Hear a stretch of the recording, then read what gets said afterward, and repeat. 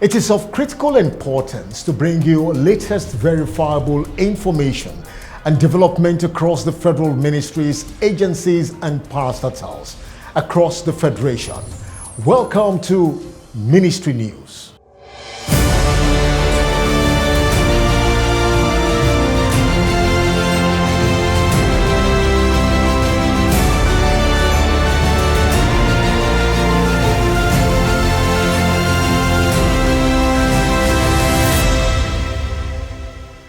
The Federal Executive Council (FEC) has approved 90.8 billion naira for the rehabilitation of Kashimbila Takum Chachangi Road in Taraba and the procurement of equipment for some airports in the country. The Ministers of Information and Culture, Lai Mohammed, and Works and Housing, Babatunde Fashola, made this known when they briefed State House correspondents on the outcome of the Council's meeting presided over by President Muhammadu Buhari on Wednesday in Abuja. Council approved the proposal for the rehabilitation of the 91.94 kilometer Kashimbila Takum Chachangi Road in Taraba State in the sum of 66.983 billion naira. The Nigerian Airspace Management Agency has a statutory mandate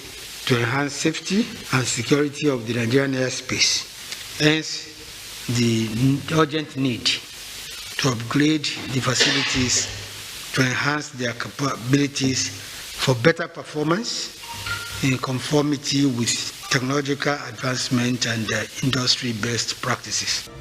The Minister of Defense, Major General Bashir Salihi Magashi, retired, recently hosted a three-man Brazilian delegation on bilateral talks led by its ambassador to Nigeria, Ricardo Guerra. The minister who noted that the existing bilateral military cooperation between the two countries has grown exponentially over the years, especially in the area of training, assured the envoy that the delegates of the Ministry of Defense will attend the Defense and Security Exposition, which will be held at the Brazilian Embassy next week.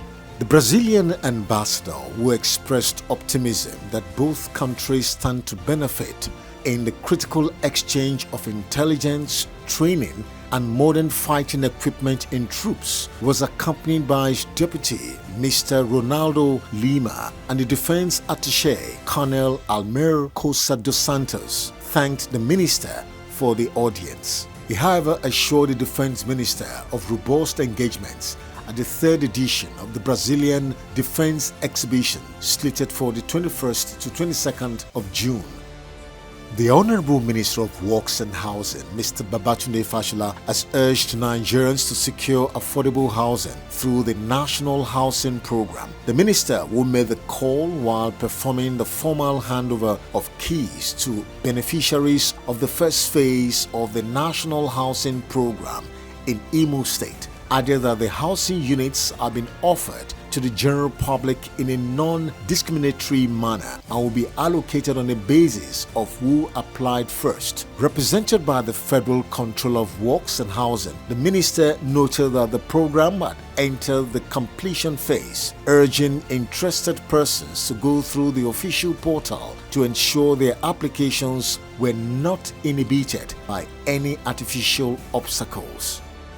The Federal Minister of Industry, Trade and Investment, Mr. Denis Adebayo, has commended the good works of Lagos Leather Fair, which has held over the past 5 years, noting that the fair have created a solid platform where everyone within the leather ecosystem can meet up and hold conversations on how to move the industry forward. The minister made this observation at the just concluded two-day Lagos Leather Fair to discuss the roadmap to the future of the leather industry. Speaking at the fair, the convener, Lagos Leather Fair, Femi Olayebi, noted that the impressive turnout of key stakeholders at the fair is a positive testament to the value that the finished leather goods sector for the wider industry, if properly harnessed, The minister further pledged that his ministry will continuously drive support till the potential of the leather industry is fully harnessed in Nigeria. The fair also featured masterclass conversations that addressed the challenges of cross-border payments for SMEs, the role of the AFCFTA in aiding intra-African and ways to enhance growth for businesses within the leather industry.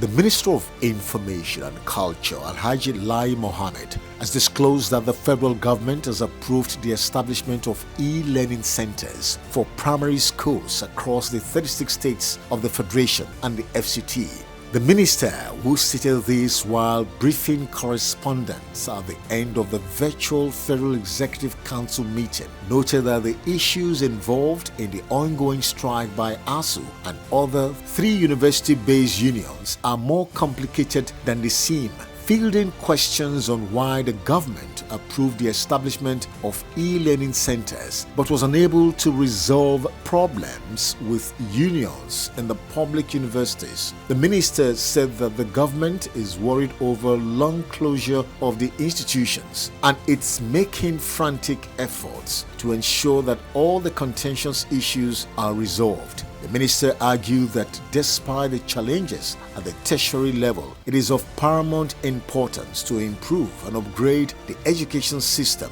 at the primary school level. The purpose of the memo is to provide each senatorial district in the country satellite-based education system for about 4,360 users, and it will include installation of 109 receiver satellite unit modem and antenna in 3 schools in each state, installation of 109 solar unit for receiver terminals, and deployment of 4,360 Android tablets. The federal government is perfecting plans to eliminate multiple taxation in the transportation sector. The Permanent Secretary, Federal Ministry of Transportation, Dr. Madeleine Ajani, who stated this at the just concluded 2-day National Transformation Technology Conference and exhibitions organized by the Forum of Transportation Commissioners in Nigeria, said the removal will help reduce the cost of transport business. She further argued that it is high time the hydra-headed, unregulated multiple taxation in the sector be dealt with, as it is inimical to business sustenance. Various speakers were, however, of the conclusion that with the Federal Ministry of Transportation involvement with the conference, they are hopeful and optimistic that the points and various issues raised will be used to generate policies that will aid growth in the transportation sector. The federal government, through the Federal Ministry of Health, has selected Gombe State as one of the 7 beneficiaries of the health scheme tagged Resilient and Sustainable System for Health (RSSH) for being proactive in healthcare delivery. The team leader of the RSSH, Dr. John Adedoyin from the Federal Ministry of Health, who was accompanied by the officials of the National Agency for the Control of AIDS, disclosed this recently when they paid a visit to the Gombe State Ministry of Health headquarters. The RSSH is a health scheme designed to support the Nigerian government to strengthen its health system, policy standards, and curtailing the deadly diseases of AIDS, tuberculosis, and malaria. The Federal Airport Authority of Nigeria (FAN) has revealed that Nigeria lost at least 1.25 trillion naira for maintenance of its aircraft to foreign maintenance repair and overhaul (MRO) facilities in 2021. Speaking on Tuesday in Abuja at the inaugural National Aviation Conference organized by FAN with the theme Advancing the Frontiers of Possibilities for Safe, Secure and Profitable Air Transport, the Managing Director of FAN, Captain Rabiu Yadudo, said that such capital flight will have been saved if the country had viable MOR facilities that could adequately cater for all types of aircraft. And capacity in the global air transport industry is grossly underutilized. If we are desirous of attaining the status of a major player in the global aviation sphere, this is the time to reposition and move the industry forward.